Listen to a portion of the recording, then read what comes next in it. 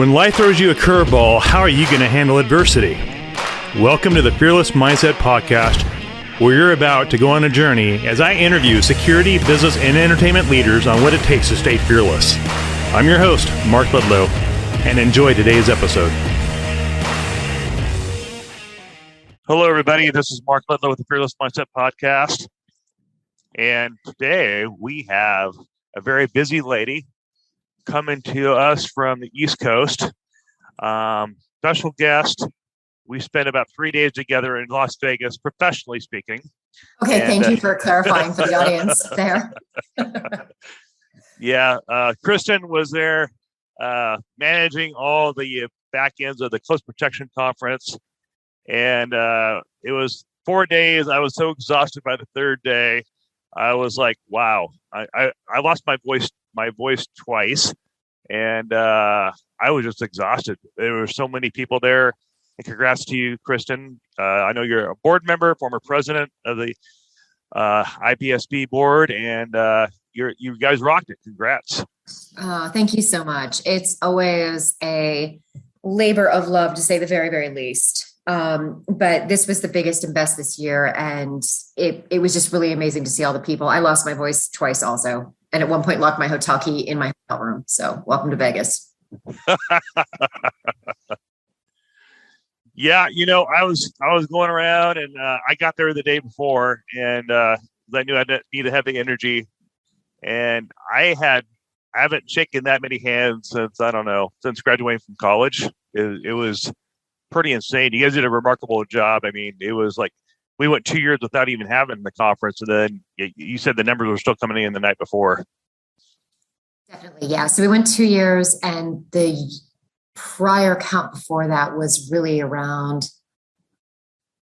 I want to say closer to 400, but it with everything said and done this year, it was closer to 625, 650. I think Fonda's got the final numbers, but it was just so amazing. And then again, like we're in Vegas post-COVID.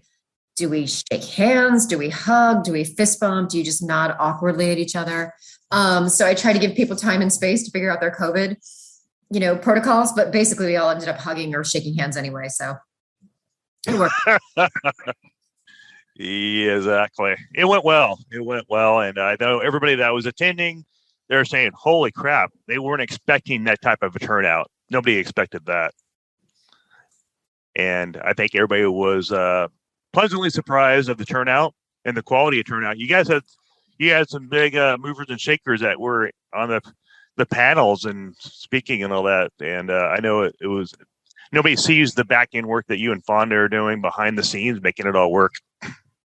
It really is a lot of. I mean, honestly, everyone's thinking we've got this humongous staff of all these people. It's really the board members and a handful of volunteers. And I'm going to call those volunteers out because they were amazing. So B. Batista, Craig McKim, Roger English, Mike Julian, Kat Bender, Chris Marshall. We had a ton of people also helping get the bags together. I know you were out there. Frank Alves was helping with everything. So it's basically, we just beg people to help us every year and it kind of works out.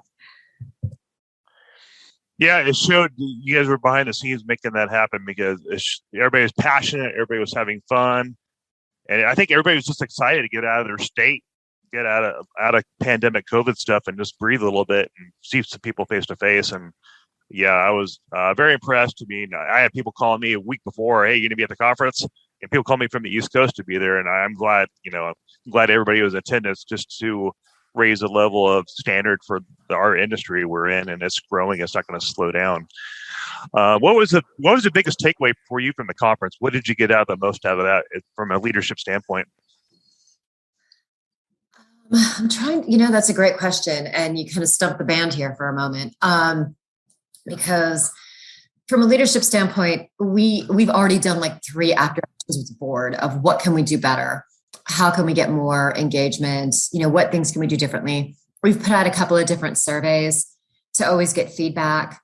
And it comes down to some folks giving really great constructive criticism to some folks just bitching about the hotel itself. And it's kind of all over the board. And so, we do take a look at that. We also look at, what is the pricing cost for everything? Obviously the Westgate is not a bad hotel. They work with us. They're really great with that. The food's always been spectacular. I know a lot of people want to go on Strip. Just, some inside baseball. If we take it somewhere more expensive, your ticket price is going to go up. And that's just what that looks like.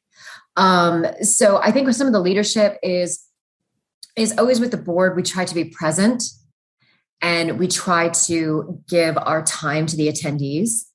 So we want you to feel like it is something where you can just walk up to anybody and start talking to them. We never want it to feel like, oh, the board's over there and we can't interact with them, or, this is my first time here, so I shouldn't be talking to so-and-so or anything else. We really want to make it feel like it is a fraternity, fraternity, sorority, just kind of a big extended family. So everyone can come up and speak to each other. And we encourage people to, if you haven't met this person yet, go talk to someone you don't know. So I think that's always one of the things is breaking down some of the silos also. Yeah, I like how Chuck did at the presidential reception. He said, hey, if you're in your little circle of buddy clique over there, break up and go talk to somebody you don't know. That's why we're here. I was like, ooh. And that's why we're there to network, get to know people you don't know. Yeah, huge networking opportunity, also huge business opportunity. But at the same time, just you never know. This is not a big industry and you never know exactly who you're going to need. One day you might never work with a person and then the next day you're like, well, crap, I need someone who can do blank and blank in Minneapolis. And does anybody know anybody? Oh yeah, I met this guy at the conference and that's what he does in that area. So it's a never say never situation because this industry moves so quickly and is so fluid that you might be anywhere at any time and need to rely on a contact that you've made.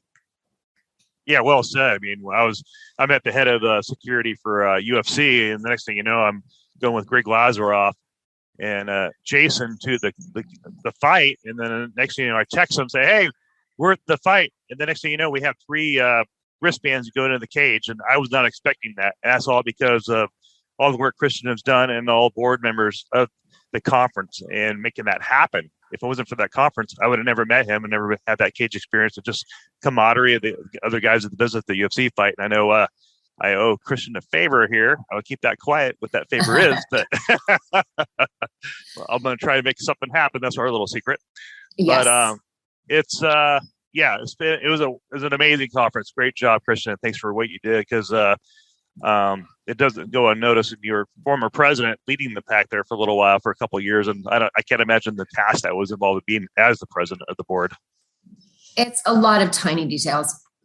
It is like anything else. You always think, oh, the president's just going to sit up there and wave their hand and it's going to be amazing. No, it's a lot of tiny details, making sure things don't fall through the cracks.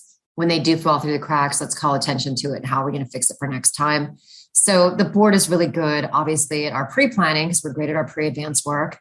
And then the day of, we're out there doing our thing. And then afterwards, we do our after action and try to figure out what we can do better. So it's just an ongoing cycle that we're always trying to improve. And next time, I will definitely stay in town if there's a UFC fight. I get into the UFC for years. So I'm happy to be, a security person in the back of the stadium. If anyone can hook me up, I'll take the gig. I just want a t-shirt and to see the fighter fights. That's all I want, Kristin's a little scrappy over there. I'll do ring girl protection. I don't know exactly what we need here, but I'm happy to jump in and help. That'd be so much fun. I know, right?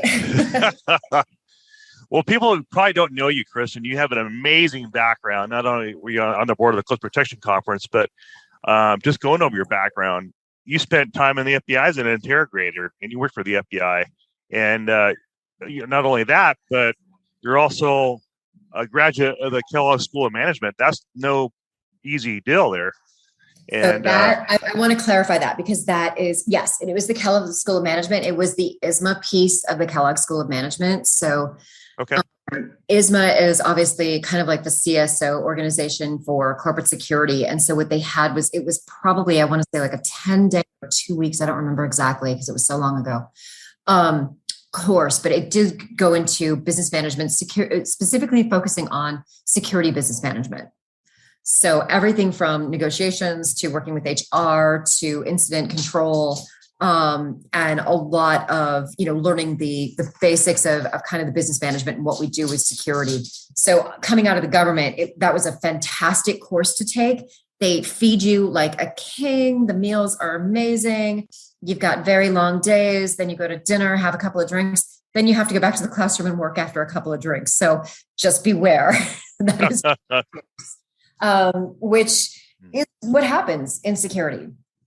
It can be 24/7. You can be doing something somewhere and all of a sudden, something happens and your evening is ruined and, or your weekend, and you have to jump back into it and be coherent and make good decisions. So learn two things. First of all, 2 drinks with dinner, like that's all. And then, after that, really leaning upon your counterparts, your resources and everything you learn there. I'd say probably the negotiations class was one of the coolest classes there. And I'm not saying it from like an FBI crisis or kidnapping negotiations. It was about business negotiations. It was really how to sell, and how to get resources and how to, explain what you're needing to the business in their terms. So you're more likely to get the things that you need for your programs. That one has been huge over the years. Who would have guessed they'd be discussing business and you're a terrorist? Weren't you a terrorism interrogator too?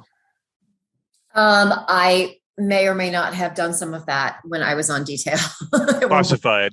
Got it. Yes. Actually, the Patriot Act screwed all that up. But I was in a situation where that happened.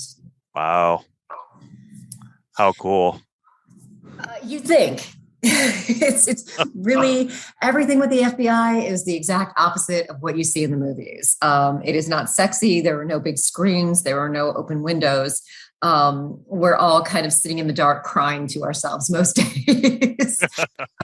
That being said, it's an amazing organization with a lot of just brilliant people doing the best they can under the circumstances of this operating environment that we're in now with all the disinformation and people hating law enforcement and distrusting their governments. And so please, when you read something about the FBI, take a deep breath and know that it's probably not all the way true. So please don't get mad at your government on a daily basis, I guess is my takeaway.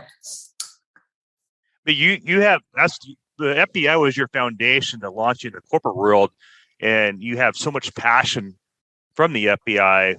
What was the biggest strength that you took away from the FBI that propelled you in the corporate world? I think it was just that everything in the FBI either moves very, very, very slowly or very, very, very quickly, depending on kind of what you're doing. And then it's always looking at it and assessing the information that you're given. Is this actually intelligence? Is it just information? Can we source it? Can we validate our sources, both human and media and all other kinds of OSINT and everything that's out there, military and things like that too. But can it all be validated? Does it all make sense? And then what the hell does it mean? And does it mean anything to me? There would be lots of times where I'd be working on an investigation for years, and there's just this little puzzle piece that I don't have, that somebody else might have, that breaks the whole case open. And it sounds very dramatic, but sometimes you just get that one little piece and everything makes sense. And there's other times where I had so many pieces right in front of me and they didn't relate to me. So I would try to give them away to other people. Do you need this? Does this make sense to you? So I think, he who dies with the most intel still dies. So just make sure that you're sharing, make sure that you are disseminating what you can in obviously a legal way, that could potentially help somebody else, but not knowing what everybody's doing. And the only really great intel methodology is Monday morning quarterback. After the game, we can all sit there and pick it apart. But when we're in the game, you're just going as fast as you can, making the decisions that you've got with the information you have. So I think that's just trying to make the prudent decisions with the information you have has always been very, very challenging. Now, being that you worked at the FBI, I know you think highly of your peers, of course, and the training and experience they gave you. And of course, we have the misinformation stuff going on right now. And, but we call it the propaganda machine. Yes. I mean, for any ladies, especially because you represent you lead the women over there in the private sector security world. What is your advice to a lot of the women that want to, follow you in your shoes? What would you tell them? Don't do it. Run. No. Like, seriously, turn around and run the other direction as fast as you can. It's a balancing act. It really is. And it depends on kind of where you are. As an analyst, I sat in a dark room, like I said, and wore, oversized cardigans and glasses, and sometimes didn't comb my hair for days. Make sure that the corporate environment that you're going into, and this is actually advice for everybody, is the culture that resonates with you. Because there can be a mismatch of culture, and that will make you unsuccessful. Make sure that you've got a good leader, someone that you believe in, someone that, it's someone that you trust. It's not going to be perfect every day. But your leadership is super important. Like my sister always said, she would rather dig a ditch for someone that she likes than have to, have a cake job with someone that she hates as her boss. Wow. Yeah, she's an engineer too. So wow. Again, not an easy job. No. For women, I mean, I've mentored a lot of women over the years. I've been mentored by a lot of women over the years. There's just some things that I do and don't do. I don't cry, I don't flirt, and I don't bitch at work. At work. I feel as a woman, those things will, at work, like at home. But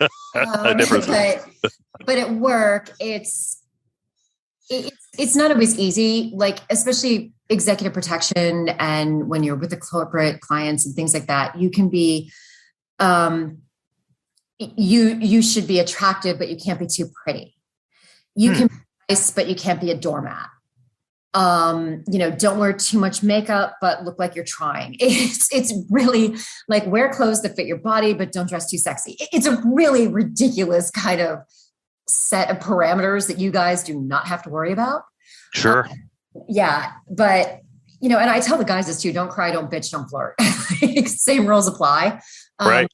It's be professional in those settings. And just know that those things are not going to get you ahead. And you just have to, at the end of the day, be easy to work with. And, back in college, I was a bartender. Of course I flirted. I was working for tips. I don't work for tips anymore. I don't do that anymore. I'm a professional. So sometimes I've seen stuff over the years where I've seen women make some of those mistakes, and it kind of it's a little cringy to me, but that's just my own perspective of it. Wow. A lot of gold nuggets you just dropped for the people trying to break in, go in corporate world.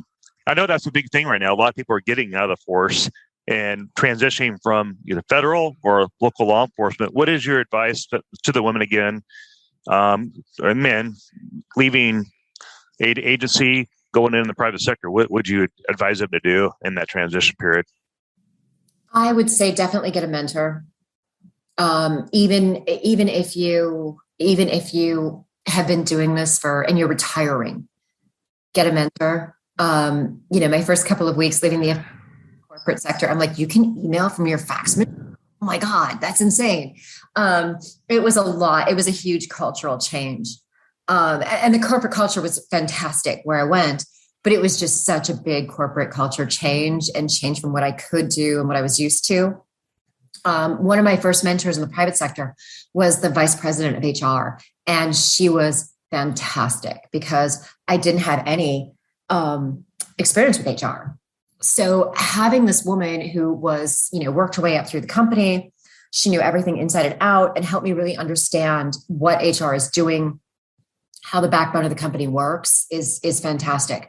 So sometimes it's great to even get a mentor outside of your genre. Right. So we're going to look for security mentors. See if you can find somebody somewhere else, especially if you're looking to do something like start your own business, or if you're looking to, go into consulting. find someone who's in sales, find someone who's in marketing. These are really important things that we never learn in law enforcement, military, government. We never learn these things. But even if you're leaving the government, military, law enforcement and getting into security, it's not always the best fit for everyone. And I'm not trying to dissuade anyone, but just because you used to do X here doesn't mean that it translates to the private sector. A lot of things translate that you wouldn't think would translate. As a hiring manager, I see resumes and everyone has like amazing skill sets, but everyone has those skill sets. So if I'm talking to someone, I'm like, oh, I see that you were with logistics with your military unit. And they're like, yeah, I did that. I'm like, okay, you should tell me more about that, because what that means is you understand supply chain, you understand timing, you understand management of people and assets. Like those are important skills that really translate to the corporate world when someone is just like, yeah, I did that in the military. Does that mean anything? And I'm like, yes, that's super important. So it really does matter, getting a mentor and even if you're, retiring, still having someone kind of help you in the private sector is really important. Yeah, well said. I mean, aren't you also involved with the ASIS mentorship program or something like that? I'm involved with that, yes. So I'm the chair for the ASIS Executive Protection Community. Everybody's welcome in the community. You just have to be an ASIS member. And we do have a mentor program where we match up anyone who's looking for a mentor with someone who's already established kind of in the community. And they kind of talk to you and walk you through a couple of things that you want to look at. We do have a playbook for it, but at the same time, everyone kind of just gets their own relationships working together. I set up a mentor program years ago with ARIP, which is the Association of International Risk Intelligence Professionals. It's kind of the intel group for that. That's super important too. And then also just kind of picking up my own mentees along the way. Also, if someone wants to do that, I'm also a mentor for the Women in Security OSAC program. So yeah, I do a little bit of that. Short answer. In addition to managing over 70 people all over the world in risk management and analytics for Crisis 24, you don't have much time on your hands. Yeah, there's that. Yeah, but I do feel like, and we talked about this a little bit before, I do feel like you get to a point in your career where the most important thing you can do is give people your time. Sure. It is. Yeah, I'm not going to write anything because somebody's not going to read it. But if someone wants to chat, I'm more than happy to give someone my time, because I do feel like it really does, having these shorter conversations and just, also throughout COVID and everything else, just picking someone up. You never know what someone's going through. True. So giving them, 20, 30 minutes of your time. Yes, it's time out of your day, but you never know what somebody needs or when they need it. And sometimes it's just a conversation and it doesn't go any further than that, but it's okay. Again, you're still kind of helping them with their day. Or sometimes I have conversations. I'm like, okay, wow, I really forgot I did all that stuff. So sometimes it helps you out also. So yeah, I take you're not going to write a book anytime soon. No, thank you. Okay. Kristin won't be publishing anything anytime soon. Maybe down the road. Who knows? No, I honestly, I'm terrified to write a book. Like, I have a feeling somebody would look at this and go, oh my gosh, first of all, she can't spell, which is completely true. And then the other thing would be, a lot of this stuff is my own experience through my own optic. So it works for me, but it's subjective to other people. So if I did write a book, it would probably be a comedy book about my life with my sister, because she's hilarious. And she's been all over the world and lost her passport in 17 different countries and had got malaria in India. And yeah, so if I ever do write a book, it's just going to be a comedy book that you're just going to want to like have a glass of wine and laugh at. That'd be entertaining. Mm-hmm. That'd be a really good one, actually.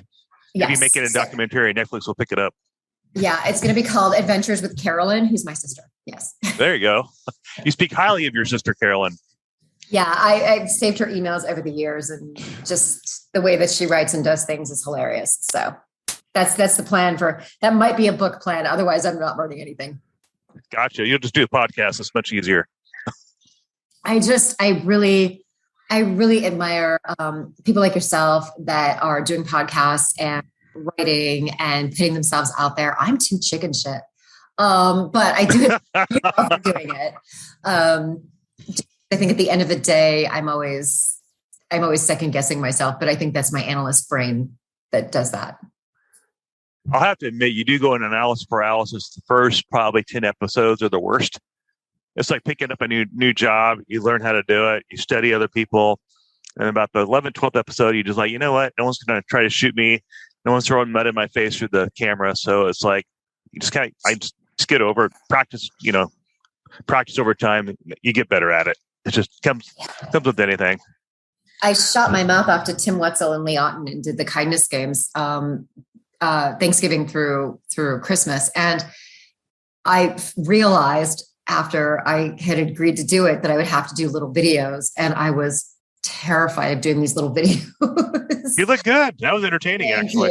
Thank you. Yes. And after the first couple of ones, I tried to be super serious. And then after that, I'm like, forget it. It'll be fine. Yeah, you relax and you're very, very good. Thank you. It got a lot of views on LinkedIn, I think. I was watching it. Okay. Well, I didn't even look. I didn't even want to go back and look. I would never read critiques. So. Well, there's a secret. I'll tell you right now. It's people that want to go into podcasting.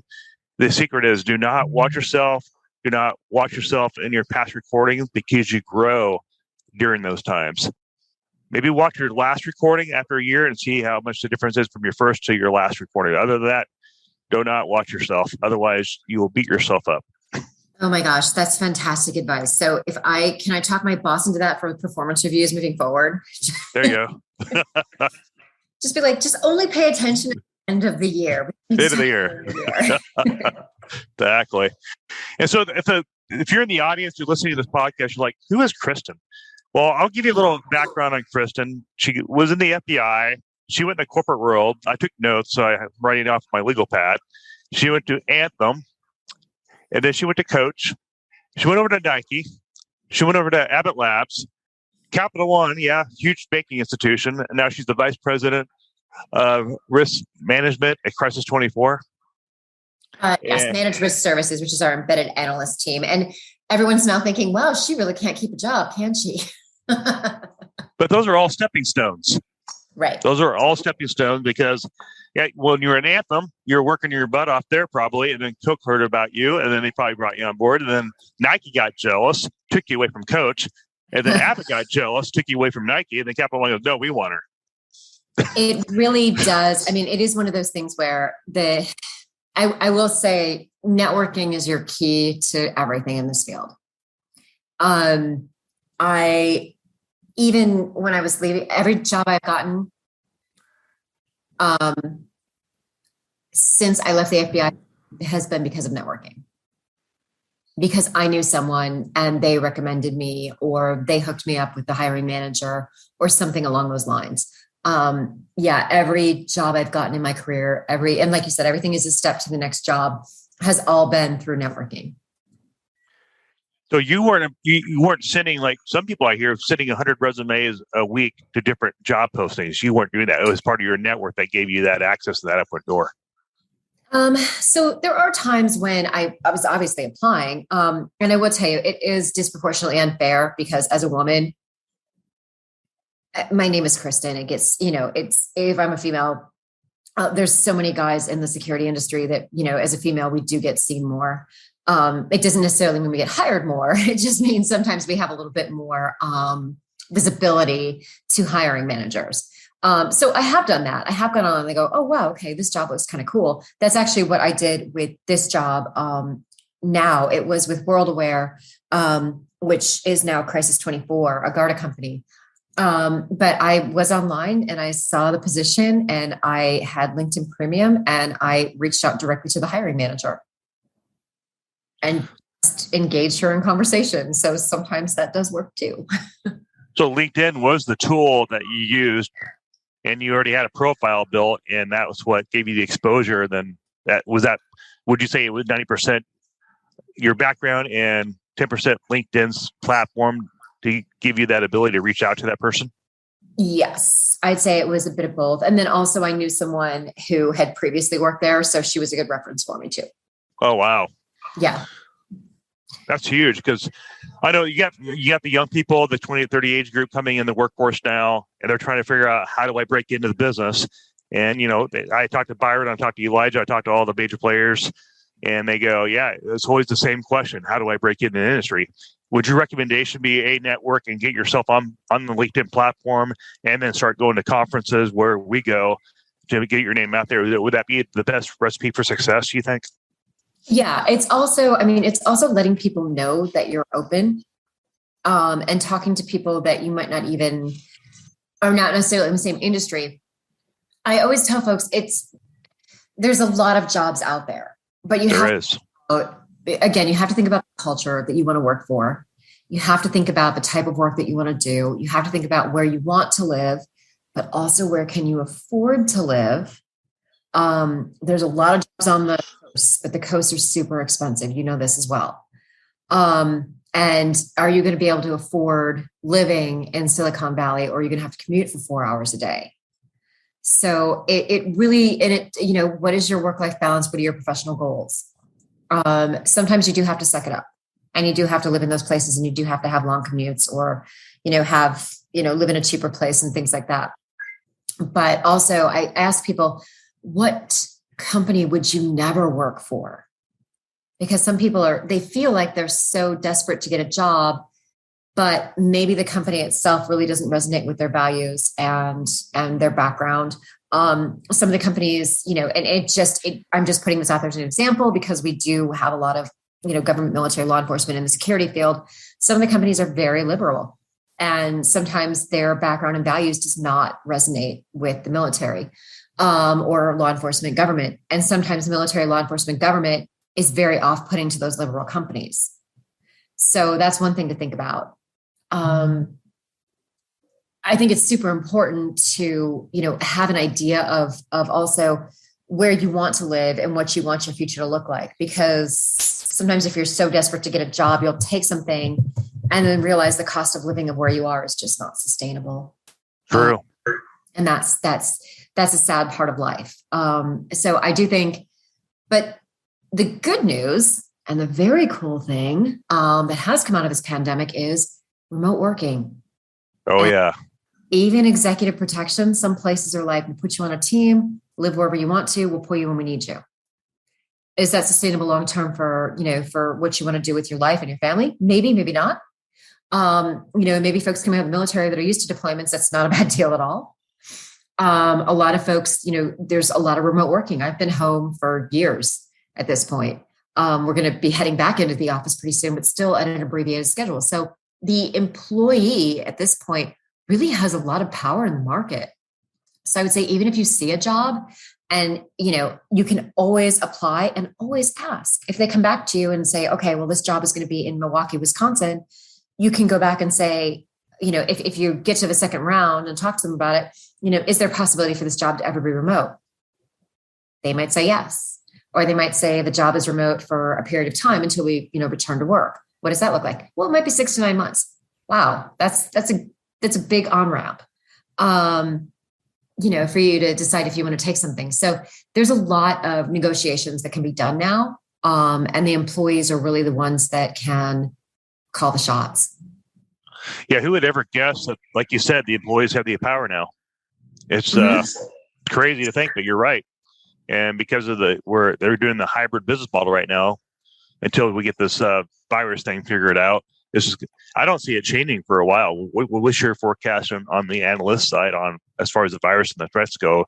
Are we going to come out of this anytime soon, or is it going to be more of the same through the summer, kind of loosen up in the summer and fall when it's not as bad at flu season? So I'm not a doctor, nor do I play one on TV. Okay. But I do feel like we've seen spikes again, and there are some countries that are shutting down again, and there are some warnings coming out about certain countries to go to. So some are recovering better than others. Some are not taking it quite as seriously as others. There's going to be places, Latin America, Brazil, India. I know India is not in Latin America, it's in East Asia, but it is going to, if they already didn't have great medical capacity in their countries, the recovery is going to take a lot more time. And so what are we looking at here? I think a lot of companies they are anxious to get back on the road, but they're cautious. So they want to be able to set up their infrastructure to say, we can definitely do this. If we have to scale up or scale down, but I think it's still going to be a hybrid work situation for a very long time, if not permanently, because also businesses now have realized this kind of works. And I don't think people want to pay as much for good old fashioned brick and mortar real estate like they used to. Right. Very good point. Yeah. It really depends on the corporate culture and what they can and can't do and how long it lasts. And then I'll tell you, a lot of employees are negotiating to stay home. I would. Yeah. He wants to do 2 hours one way in traffic, especially in LA. Now it's San Francisco Bay Area. Those guys are traveling to support our clients down there. 2 hours one way. Same thing in LA traffic. It's like, what the heck? And gas prices, $5-6 a gallon now for gas. Exactly. So there's that piece of it. And then also the childcare aspect, also the kids going back to school aspect. I mean, there's just a lot of intricacies around like, what should we be doing? What have we been doing? What works? And also for companies, what do they have to pay for moving forward? And what do they want to pay for moving forward? Because there were places that were giving, gas stipends or parking stipends or things like that. Well, if you have people working at home, how much money is that going to save the corporation overall? Right. And I'm hearing a lot of schools are getting shut down again because the virus is spreading like wildfire right now because of flu season. So there's talk up here in Oregon, the school district, about kids going back home to school, and the parents like, no, I need to work. Yeah, exactly. And so I'm sure it's happening up here in Oregon. It's happening in California and all over the country. Oh, absolutely. And it's one of those things where it's still scary. And, a lot of younger folks with younger kids are still, can you get them vaccinated and all these other things. I will see one of the trends that we have definitely seen in our company for executive protection and any on-site security staff, you got to be vaccinated. Like, it is not a question. It's not debatable. These are some of the richest people in the world, and you're going to have to go with what sort of medical care level they're insisting on. True. That's the new norm, I think. Yeah. Definitely the new norm. So if you want to work, it's kind of their policy, HR policy. Yeah. And they can mandate whatever they want in their culture. I would just say, plus, I mean, you're working around folks that are at the top. And so, I mean, we can't even, most of the drivers that we've got going out have to be vaccinated. It's not even a question. And so I would say expanded medical skills on top of things, just understanding what it looks like and the protocols around it. And then the protocols for international travel with it are going to be more complicated, but the vaccination requirement is just a given at this point. Good to know. Yeah. So if you want a job, you're sitting at home first of the year, things will start breaking up probably this spring. Like Kristin just said, kind of give you a heads up. That's a kind of a golden nugget, a tip for the industry. So do what you got to do for yourself, for your own health. But this is kind of what corporations and rich people are wanting.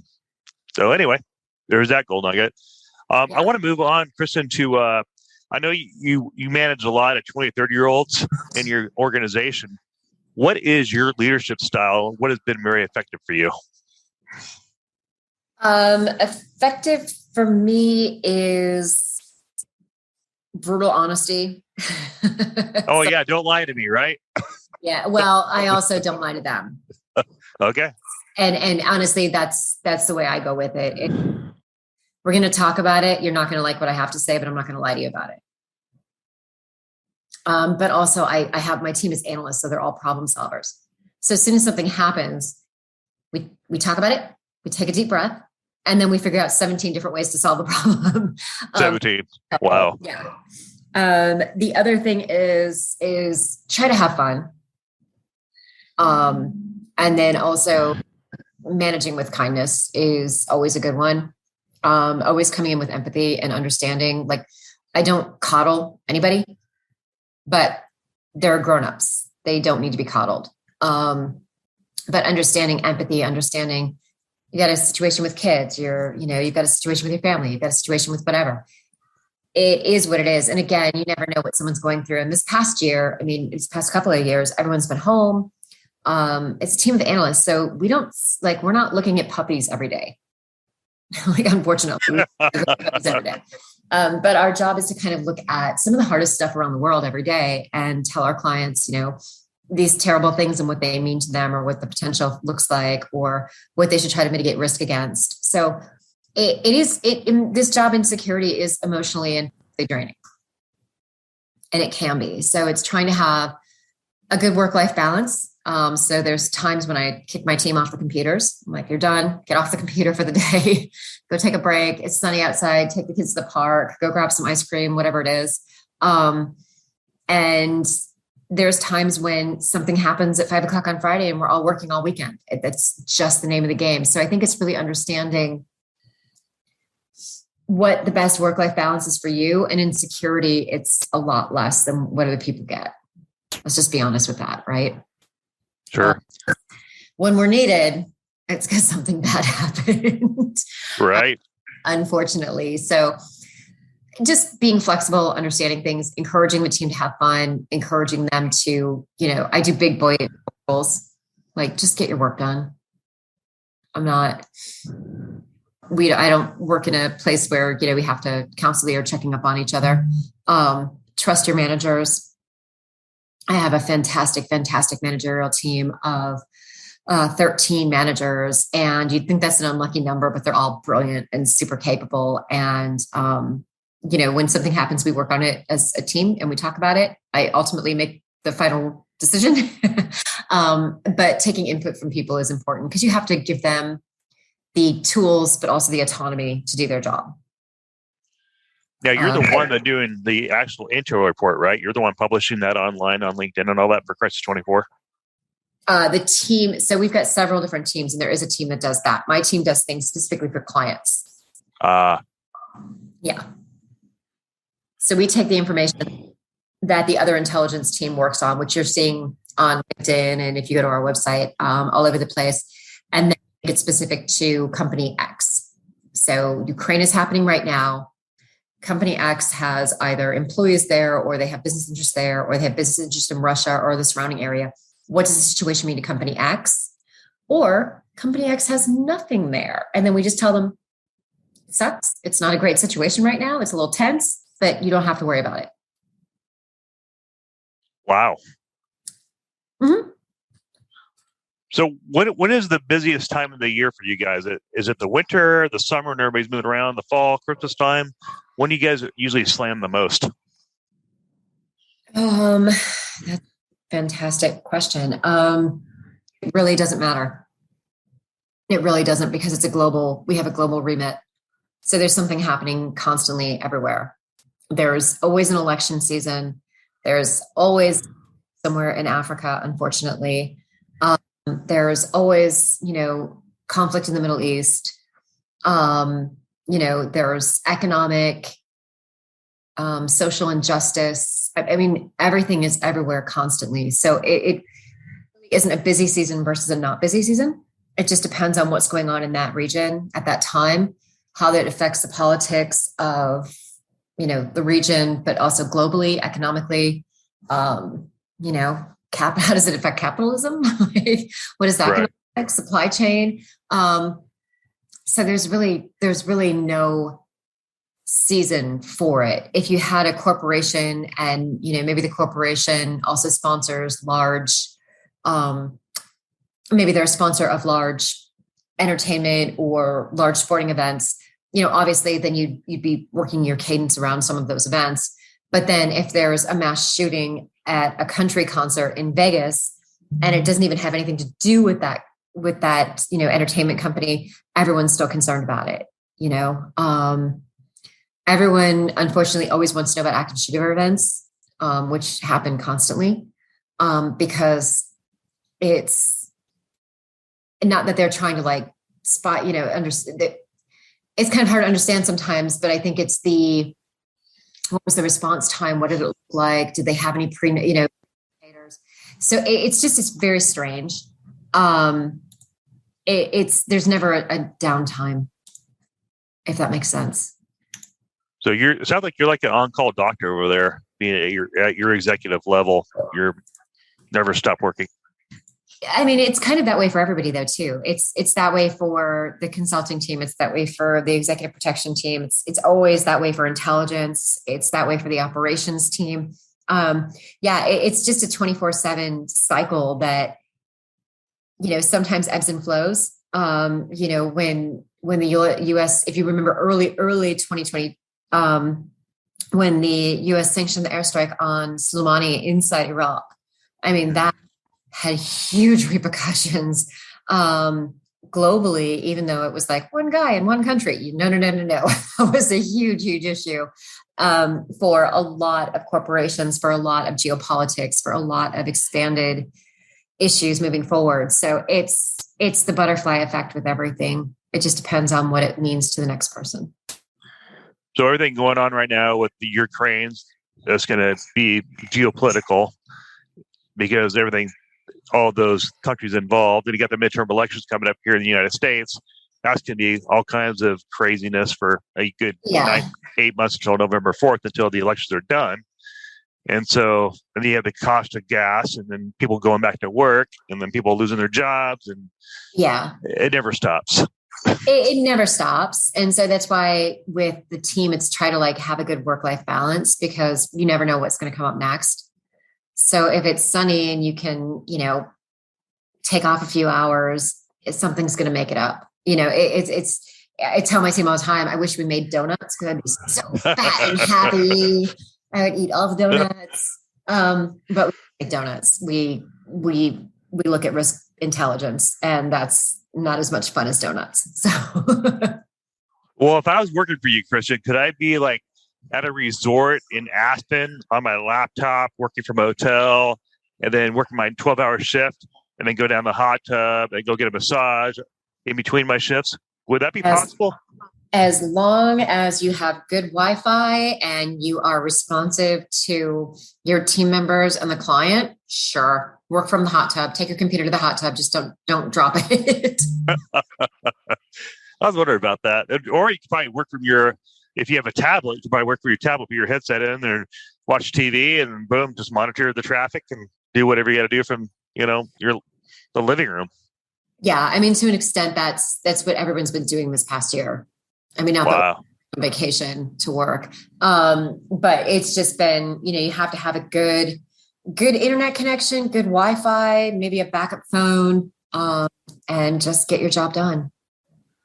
What type of hours people work for you? Are they 8 hours, 12 hours, or what does that look like? Oh, it depends on the team and scope and what's going on. So we've got several teams that are 24/7 kind of Intel GSOC hybrids. We've got some that just do 8 to 5. We have some that are just ad hoc projects as the clients need them. So it really depends on what it is. It's a bit to an extent like an AP detail. You take them out, but then somebody might change something or something happen, and the whole scope and size and timetable changes. Wow. So very similar to the shift type of work. Yeah, quite a bit. Yeah, I don't miss working for royal families we'd work 12 hours a day, sometimes 3 months straight without a day off. I don't even know how I did that. You did it because you had to. I mean, at the time, that was just your normal. You know what I mean? Yeah, people wonder now the new norm is what's it like to work EP? We'd work 3 months straight without a day off. You got to be kidding me. Yeah, I'd be pretty tired, but the money was pretty good at the end of it. Yeah. And honestly, I mean, that's the other thing too, is when you're looking for a job and doing all these things, you have to figure out what work-life balance works for you. And just be very clear with the hiring manager and with, HR of, what does this look like? What do the hours look like? And if it's not something you want to do, please don't put in for it. Because onboarding people and getting them set up and introducing them to the client, introducing them to the executives, it's a lot of time. And if it just doesn't seem like something that you're 100% wholehearted into, then it's probably not the job for you. And just keep looking. It's not a big deal. True. Great advice. Good advice. Well, there you have it, folks. Kristin gave you guys a bunch of gold nuggets on how to succeed, how to break in, how to thrive in this industry. And the great part of it, working remotely at a resort in Aspen, Colorado for Kristin and her team. Please submit your resume to Crisis 24 and say, hey, Kristin, I want a job with you. But I'll work in Vail, Colorado this week. Perfect. Thanks. But Kristin's very busy. And if you want to reach out to Kristin, she's on LinkedIn. Is that the best way to find you, Kristin? LinkedIn? Yes, absolutely. Because if you stalk me outside my apartment, I'm probably going to freak out. So don't do that. Don't be stalking her now, people, especially you guys. Yes. Don't be stalking her. She probably could kill you anyway with her bare hands. And this is Mark Ludlow, and we've had Kristin Lenardson. She's the VP of Crisis 24 in risk management and all that type of thing. And not retired FBI, but she did 4 years in the FBI. Check out her profile on LinkedIn. And she is the board member of the Close Protection Conference IBSB board. And if you want to check us out, I'm on YouTube. This will be released on YouTube. Subscribe to our YouTube channel. And I'm also on the YouTube. The podcast is on Instagram as well, Facebook and all that. And so we'll probably be releasing this in a few weeks. And so keep in touch. And if you have any questions for me or Kristin, you can email us both or reach out to us both on LinkedIn. That's probably the best place to find us. And please subscribe to the YouTube channel. Do you have any ending words, Kristin, for the audience? Any advice? No, honestly, everybody just stay safe and, be kind to everyone around you, and definitely also give yourself some grace during these hard times. So that's all I have. Thank you. Great advice. So there you go, folks. Stay well, healthy, and stay out of trouble. And do not be doing stupid things, and just watch your background, your records. If you want to break in this industry, you need a squeaky clean criminal record, because they do background checks and FBI checks on you. So keep that in mind when applying. So with that said, we'll wrap up this recording, and we'll see you guys all soon.